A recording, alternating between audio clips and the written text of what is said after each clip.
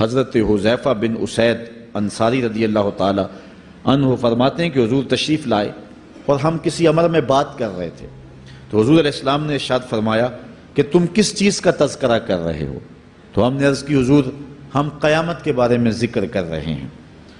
تو حضور علیہ السلام نے ارشاد فرمایا کہ قیامت اتنی دیر تک قائم نہیں ہوگی جب تک یہ نشانیاں پوری نہ ہو لیں۔ ان میں سے ایک حضور نے دھوئیں کا ذکر فرمایا، دوسرا دجال کا تذکرہ کیا، تیسرا دابۃ الارض یعنی یاجوج اور ماجوج کا تذکرہ کیا کہ وہ نکلیں گے، اس طرح سورج کا مغرب سے نکلنا اس کا ذکر کیا، حضرت عیسیٰ علیہ السلام کے نزول کا ذکر کیا۔ اسی طرح حضور علیہ السلام نے زمین کا 3 جگہوں سے بیٹھ جانے کا ذکر کیا، ایک مشرق میں، ایک مغرب میں اور ایک جزیرہ عرب میں، زمین دھنس جائے گی نیچے، اس کا ذکر کیا۔ اور یمن کی جانب سے ایک آگ نکلے گی جو لوگوں کو دھکیل کر کے شام کے میدان میں لے آئے گی، اس کا تذکرہ کیا۔ فرمایا جب تک یہ نشانیاں پوری نہیں ہو جاتی اتنی دیر تک قیامت قائم نہیں ہوگی۔ تو یہ قیامت کے آنے سے قبل جو ہیں وہ نشانیاں ہیں جو ظاہر ہوں گی۔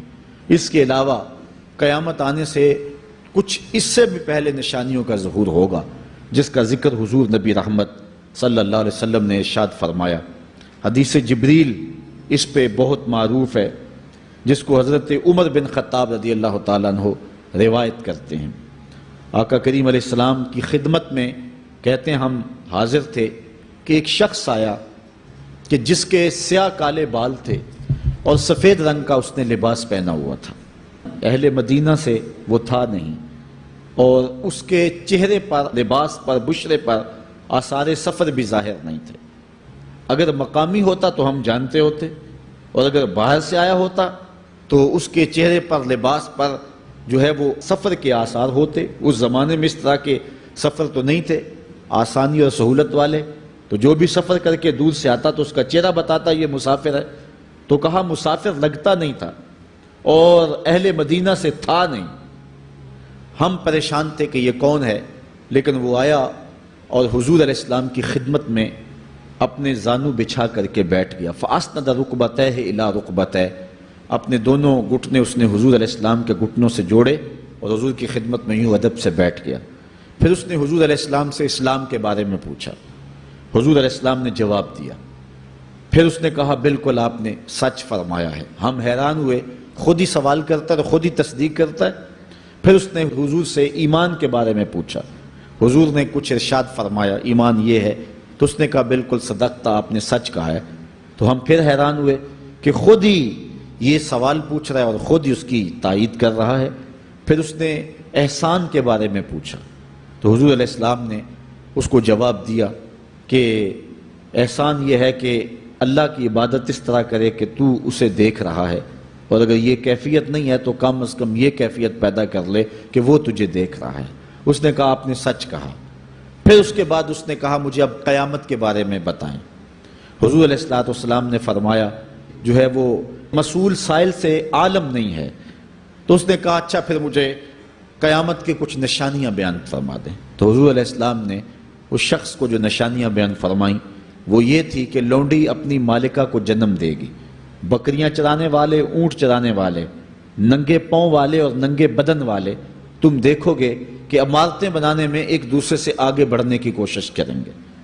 بہرحال تھوڑی دیر تک وہ حضور کی خدمت میں بیٹھا رہا۔ اس کے بعد جب چلا گیا تو تھوڑی دیر گزری تو حضور نے فرمایا عمر جانتے ہو یہ شخص کون تھا؟ عرض کی اللہ و رسولہ عالم، اللہ اور اس کا رسول جانتا ہے۔ فرمایا یہ جبریل امین تھا جو تمہیں تمہارا دین سکھانے کے لیے آیا تھا۔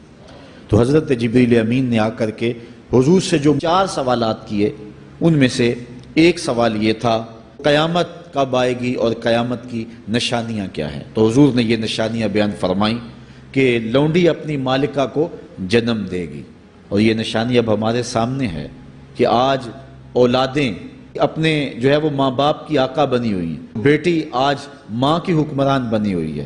یہ دور جس کی نشاندہی کی وہ بالکل آج ہمارے سامنے ہے۔ حضرت ابو ہریرہ رضی اللہ تعالیٰ عنہ سے ایک روایت ہے جس کو نبی رحمت صلی اللہ علیہ وآلہ وسلم سے وہ بیان کرتے ہیں، بینما النبی صلی اللہ علیہ وسلم یحدث اذ جاء اعرابی فقال متی الساعة۔ حضرت ابو ہریرہ فرماتے ہیں کہ ہم حضور کی خدمت میں بیٹھے ہوئے تھے، ایک شخص حاضر ہوا، اس نے حضور سے کہا کہ حضور قیامت کب آئے گی؟ یہ سوال کیا، متی الساعة، قیامت کب آئے گی؟ آقا کریم علیہ السلام نے اس کو جواب دیا، اذا ضیعت الامانہ فانتظر الساعة، جب امانت کو ضائع کر دیا گیا تو سمجھ لے قیامت آ گئی۔ جب امانت کو ضائع کر دیا جائے گا تو سمجھ لے قیامت آ گئی ہے۔ قال کیف اضاعتها، عرض کی حضور امانت کو ضائع کرنا کیا مفہوم رکھتا ہے، اس کا مطلب کیا ہے؟ تشریح پوچھی حضور سے، تو حضور علیہ السلام نے جو جواب دیا وہ سماعت کیجئے۔ قال اذا وسد الامر الى غیر اہلہ فانتظر الساعة، فرمایا جب معاملات نااہل لوگوں کے سپرد کر دیے جائیں تو سمجھ لے کہ قیامت آ گئی۔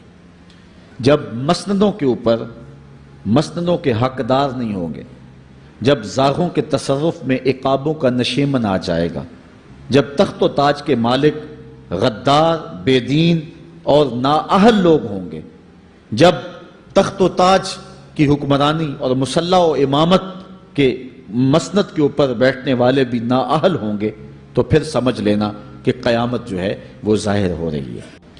حضرت انس رضی اللہ تعالی عنہ سے ایک روایت ہے، کہتے ہیں سمعت رسول اللہ صلی اللہ علیہ وسلم یقول، میں نے حضور علیہ السلام کو فرماتے ہوئے سنا ہے۔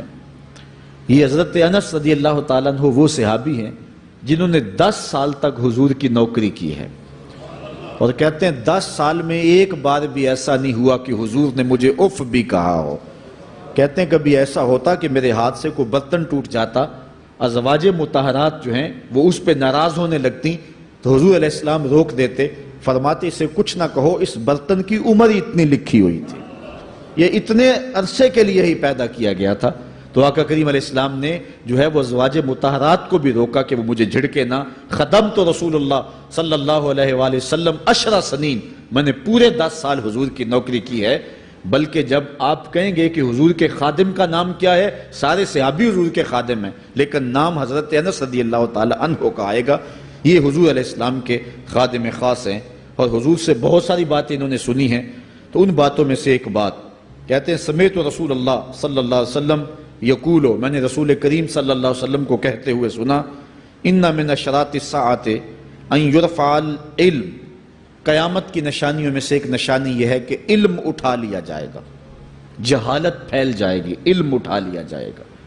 آج لفظ زیادہ ہو گئے ہیں، انفارمیشن زیادہ ہو گئی ہے، لیکن جس کو علم کہا جاتا ہے، جو مومن کے سینے کا جمال اور نور ہے، آج وہ اٹھا لیا گیا ہے۔ آج لوگ کہتے ہیں جی جتنا علم آج ہے اتنا علم پہلے تو نہیں تھا۔ آج کوئی غزالی دکھاؤ، کوئی رازی دکھاؤ، کوئی رومی دکھاؤ، کوئی احمد بن حنبل جیسا شخص دکھاؤ، کوئی محمد بن حسن شیبانی جیسا شخص دکھاؤ، کوئی امام ابو حنیفہ کے نالین کی خاک جیسا شخص بھی دکھاؤ، تو یہ ایک غلط بات ہے کہ جی پہلے زمانے میں اتنا علم نہیں ہوتا تھا، اب علم بہت زیادہ ہو گیا، جی علم بہت زیادہ پھیل گیا۔ علم نہیں پھیلا ہے، یہ چند معلومات ہیں، انفارمیشن کا دور ہے، اور خبریں ہیں۔ جو علم ہے، جو کہ مومن کے سینے کا جمال ہے اور باطن کا نور ہے، جو زندگی کی راہوں کو اجالتا ہے اور زمانے کو مالک کی دہلیز کے قریب کرتا ہے اور انسان کو انسانیت سکھاتا ہے، وہ علم جو ہے وہ اٹھتا چلا جا رہا ہے۔ اور حضور سے پوچھا گیا کہ حضور علم سینوں سے اچک لیا جائے گا، سینوں سے کھینچ لیا جائے گا؟ فرمایا نہیں، علماء اٹھا لیے جائیں گے۔ جب علماء فوت ہو جائیں گے تو ان کی جگہ اس درجے کے لوگ نہیں آئیں گے، پھر زوال پذیر سلسلے ہوتے چلے جائیں گے، علم اٹھا لیا جائے گا۔